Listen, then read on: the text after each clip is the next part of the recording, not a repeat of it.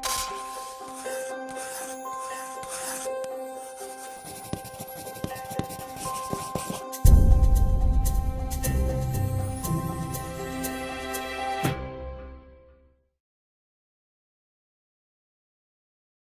there, my name is David Gibbons, a partner here at the Refinery Leadership Partners, and today I'd like to walk you through one of the many simulations we use in our leadership development programs.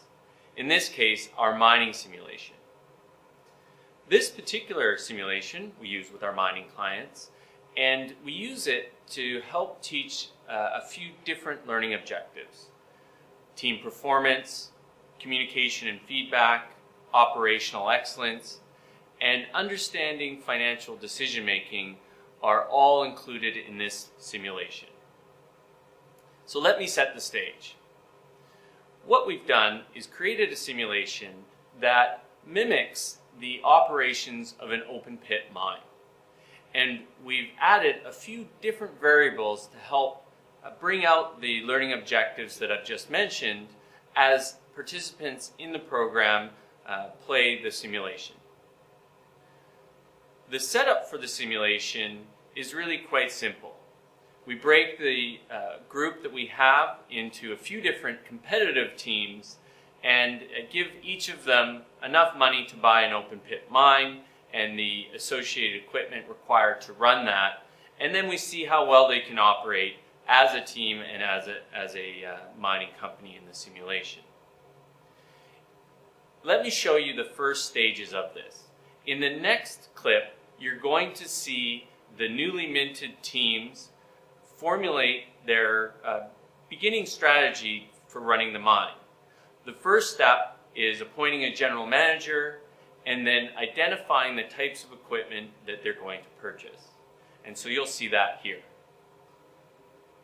So what you're looking at now is the GM and the teams of each, and the people of each of the teams looking at everything that they can buy. So here's what we've set them up with. They've got an open pit mine, which essentially is two sections of the field that you're looking at in this clip. And on that field, there's roughly $200 worth of coins thrown across the entirety of the field. And the task for the team is to find the appropriate mining equipment that's going to allow them to collect the most coins. So you can see as we go through this clip, they've got things like metal detectors, they've got scoops, they've got buckets they can transport the coins in, and then once they've collected them, they have to put it through a simulated milling operation, and so they've got buckets to use for flotation to clean them, and then sorting equipment, for example, the refinery that they're going to put the coins through.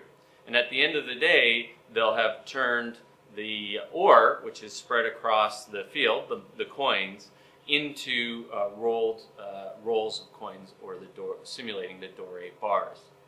So once they've made their selections, then they're on to the next task. Advance? Yeah. And you're going, what are you doing for washing pans? One large one? Okay. What about anything for detection? You got one automatic sorter? We got the automatic sorter. Okay. And anything for detection? So now that they've made their selections and the types of equipment that they're going to use, and by the way, they had a budget for that, and each of those pieces of equipment had different costs associated with them, their next task is to divvy up the roles that each person's going to play. So some people are going to be miners. They're essentially going to be using their scoops to go and pick up the coins. Some are going to be geologists. They're going to use the metal detectors to find the coins. Some are going to be truck drivers to transport, and others are going to be millers and refiners to wash the coins or use the flotation system and then roll them. And so in this next clip, we're going to see them in action in those different roles.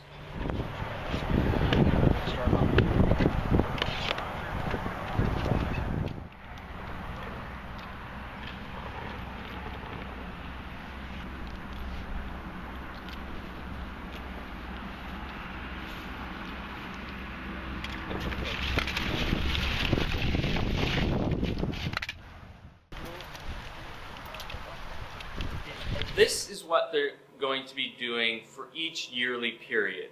We set up the simulation such that it flows in 15-minute years. So for each 15 minutes, they essentially operate the mine, and in terms of collecting the coins, transporting them, washing them, and then rolling them, the steps in the mining process.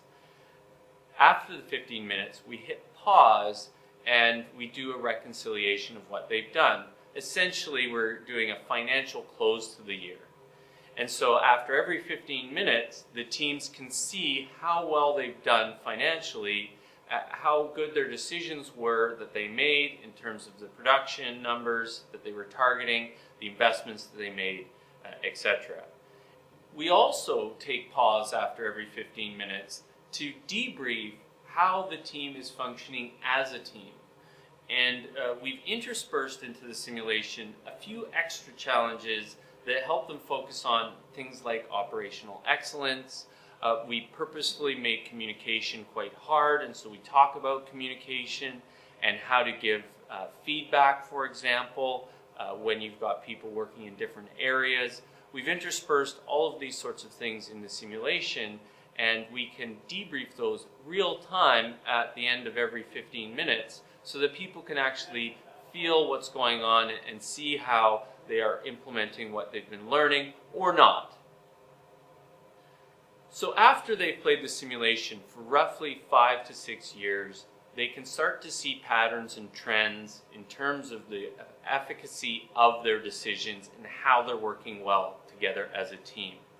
It's at this point we end the game and we declare a winner by looking at how much financial value that they've created for their simulated company and how well they worked as a team.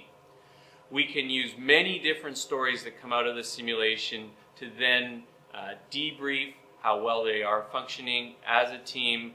We can debrief some of the lessons that we've been trying to teach throughout the program and help participants grow. So I hope you've enjoyed this small preview of yet another one of our simulations that we use to teach in our leadership development programs. Again, we believe that simulations like this are excellent tools for teaching a variety of different subjects or topic areas around leadership. We believe that the participants both enjoy themselves as they're doing this, but really start to feel some of the subjects that we're trying to get across in our programs, and that they find this an effective way to learn.